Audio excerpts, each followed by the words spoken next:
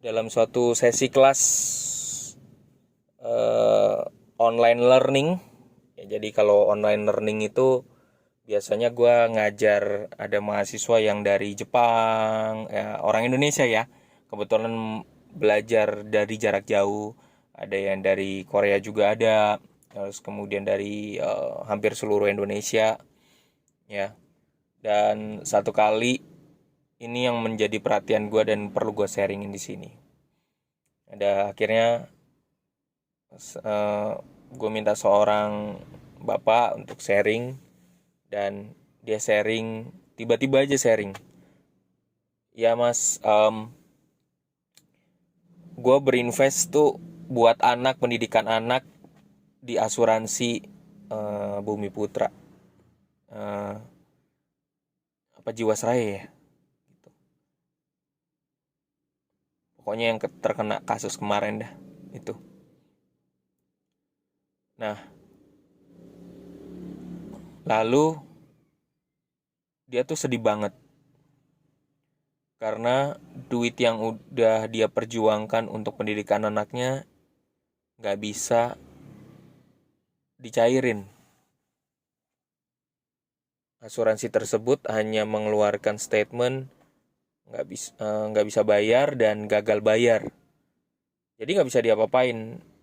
Salah satu solusinya ya berhenti bayar atau nerusin pembayarannya gitu. Jujur gue denger ini gue sedih dan gue prihatin karena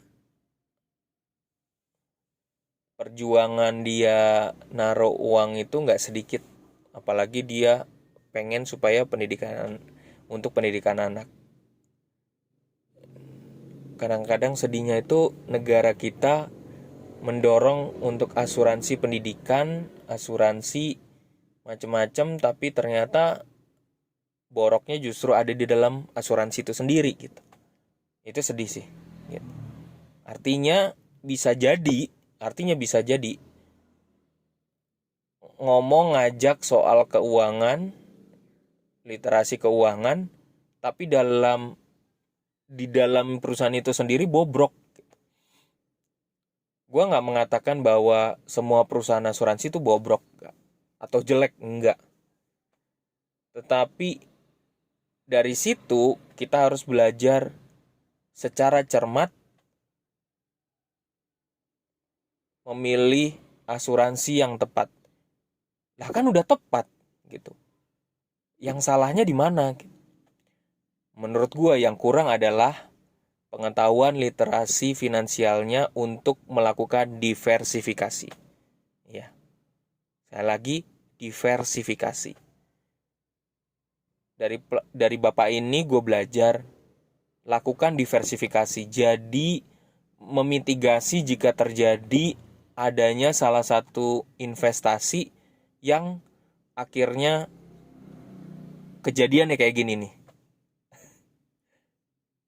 Ya gue nggak bisa buat apa-apa, tetapi dari situ gue belajar lakukan diversifikasi. Jangan mengorbankan seluruh uang itu di salah satu instrumen investasi. Diversifikasi.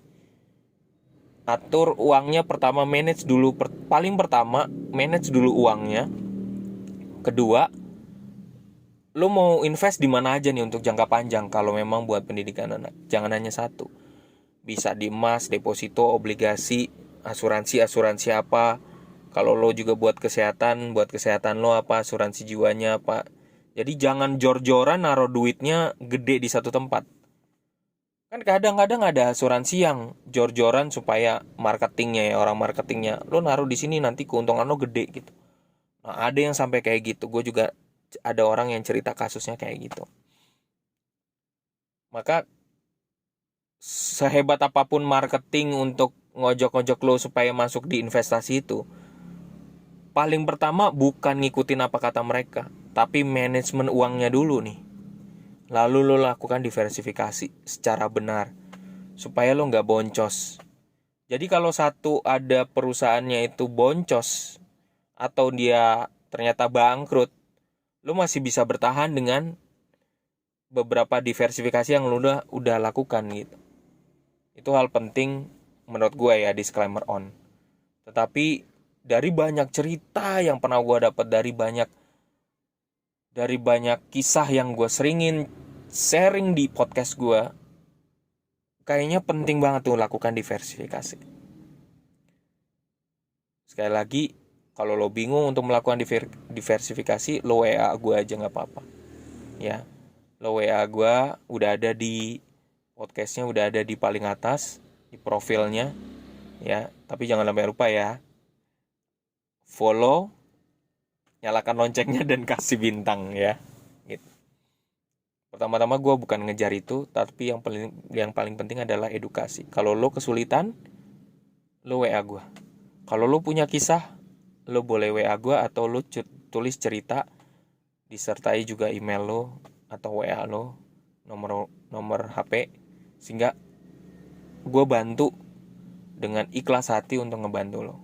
Tenang aja, gue nggak suka untuk ojok-ojok. Terima kasih untuk pagi ini, pagi yang cerah. Thanks God, udah hari ini hari cerah banget. Jadi gue bisa bikin podcast buat lo semua. Thank you yang udah setia dengerin podcast gue. Salam dari gue, Lembu Tambun.